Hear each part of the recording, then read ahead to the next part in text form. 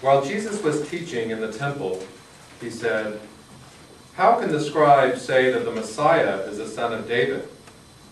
David himself, by the Holy Spirit, declared, 'The Lord said to my Lord, sit at my right hand until I put your enemies under your feet.' David himself calls him Lord, so how can he be his son?" And the large crowd was listening to him with delight. As he taught, he said, "Beware of the scribes who like to walk around in long robes and to be greeted with respect in the marketplaces, and to have the best seats in the synagogues and places of honor at the banquets. They devour widows' houses, and for the sake of appearances say long prayers. They will receive the greater condemnation." He sat down opposite the treasury and watched the crowd putting money into the treasury. Many rich people put in large sums. A poor widow came and put in 2 small copper coins, which are worth a penny. Then he called his disciples and said to them, "Truly I tell you, this poor widow has put in more than all those who are contributing to the treasury. For all of them have contributed out of their abundance, but she, out of her poverty, has put in everything she had, all she had to live on." The word of the Lord. Thanks God.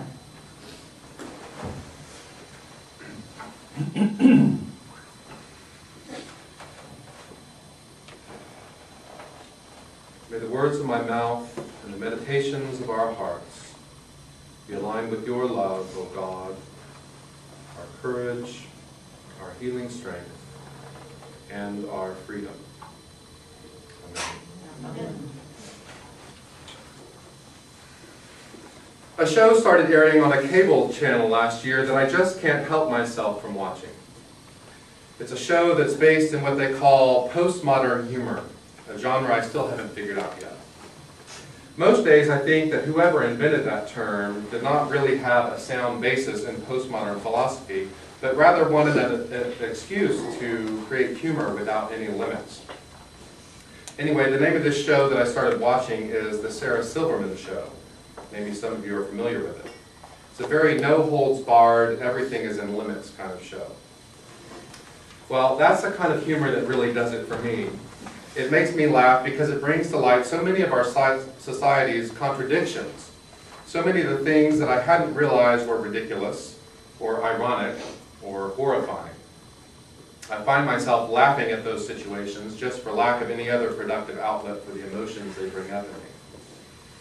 I was watching a particular episode of the Sarah Silverman Show a few weeks ago that I want to describe a little bit for you.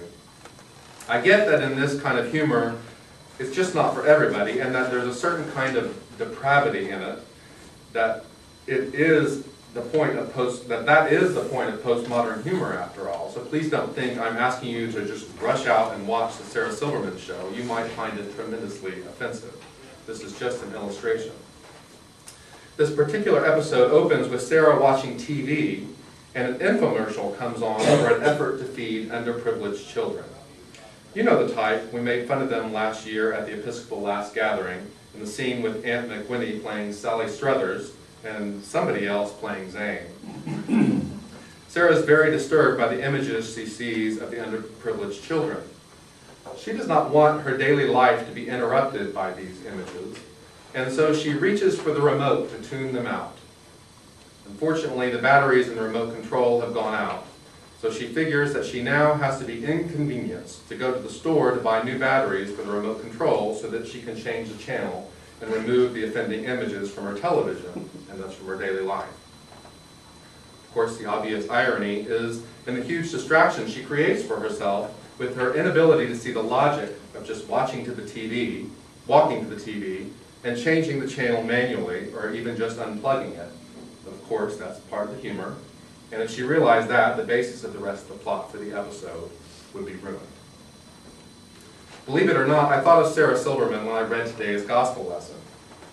Mark opens a scene with Jesus talking to a large crowd, railing against the hypocritical scribes, first for the logical inconsistency of who they say the Messiah must be, and then for their neglect, even their destruction, of the widows' lives. Clearly, the Torah calls for the care of the most fragile in society, including widows, and Jesus calls out the scribes for their concern with appearances. They are much more concerned with their own daily lives than with the real impact of the tradition. After the scene with the large crowd, there is a turning point. The whole passage hinges on this one verse. He sat down and watched the crowd. Jesus, now that he is taught, grounds his life in observation. He turns toward finding the holy in the fragility of daily living. He had a large crowd as pupils. Now he looks to a crowd to extract lessons. He finds there a tragic beauty. He finds a woman, a widow, who should not have to contribute all she has. She should be taken care of by the system, the very system he has just condemned through the scribes. Of course, the widow is not being taken care of at all. In this neglect, Jesus laments. The widow has little, and she gives all. And in faithful giving, Jesus rejoices. The most fascinating thing about the whole passage to me is Jesus' use of time and observation. Jesus comes into the situation and seeks not to change the channel, as Sarah Silverman does, but to watch it very carefully. He seeks to appreciate both the true suffering of the widow, identifying it and naming it for what it is, for what the scribes have done to her without minimizing that suffering in any way. And he also names her faithfulness, her humanity, in all that she is making it to be, by living into it fully and faithfully, with all of its fragility, in a beautiful way. He is with her, and she does not even know it. Suffering is such a difficult concept. We bring it on each other, and it's so easy to find culpability and to put people in the place of the scribes, to make somebody else, whoever it is, responsible for our problems in this human family. How difficult it is to stand in the place of Jesus. How difficult it is not to change the channel when we see what we do not like. How hard it is to see, to really look and appreciate the tragic beauty and fragility of our condition as we go through this life together. In my field parish this past Sunday, we had guest musicians. In place of a gospel hymn, we had a cello and a piano piece by Rachmaninoff. It's beautiful. I tried to just sit down and watch the music. It was a deep lament. It contains suffering. Suffering is hard. There's no justification for the widow's suffering, and we would all relieve it if we could find an easy answer. But there's something beautiful about it also. There's something beautiful in that Rachmaninoff piece. There's a deep hurt, a deep ache, a crying out from the depths of the human heart, from the very depths of the human condition, which is both tragic and beautiful. I find that the very fragility of life, the very delicate condition we find ourselves in, is holiness itself. Just as when the widow gave all that she had, Jesus is there when the song goes to the depths of the human condition. Of course, Jesus is also there when the song becomes joyful and exuberant. There is a beauty, there is a holiness in both of these places. Consider some random images. Picture a homeless woman looking for shelter on a cold night, or the faces many of us saw on our trip across the border in Mexico, or other places of utter poverty,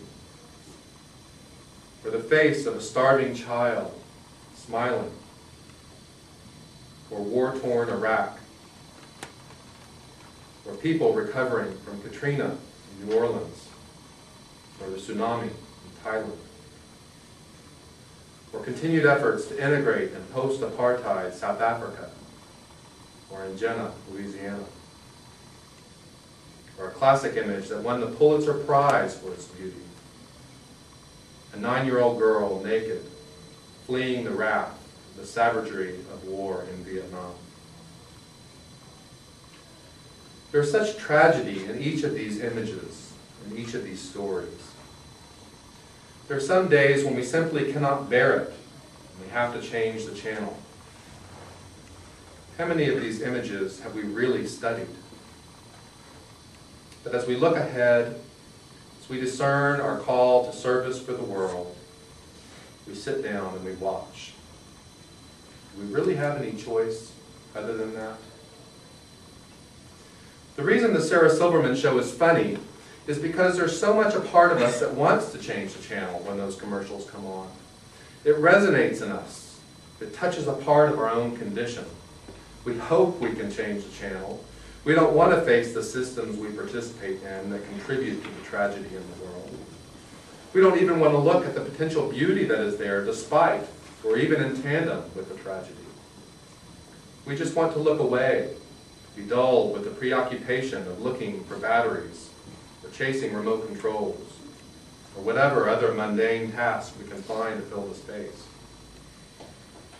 But the fact is that the very face of God is found within our daily lives, in those commercials, on the streets, in our classrooms, in our homes. Holiness is to be found everywhere. We focus not on changing the channels, but on becoming present, really present. We focus on sitting down and watching the crowd, and then naming the beauty before us, no matter how dark, no matter how fragile. We become more aware of the God embedded within us and around us. We're all ministers of some sort in this room. We're all here to find or deepen our place of ministry. We spend a lot of time in this place critiquing the world, finding the scribes, naming them, and seeming to figure out what, if anything, we can do about them. Certainly part of what we must do is to be engaged at that level, particularly when we're trying to raise awareness in a large crowd, as Jesus did in front of a large crowd in our gospel this morning. But it seems to me that there's something deeper here. Jesus showed a deep love of the world. He was not just critical of it from a distance. He engaged the world, interacted with it. He loved it. He sought out the holiness of our humanity.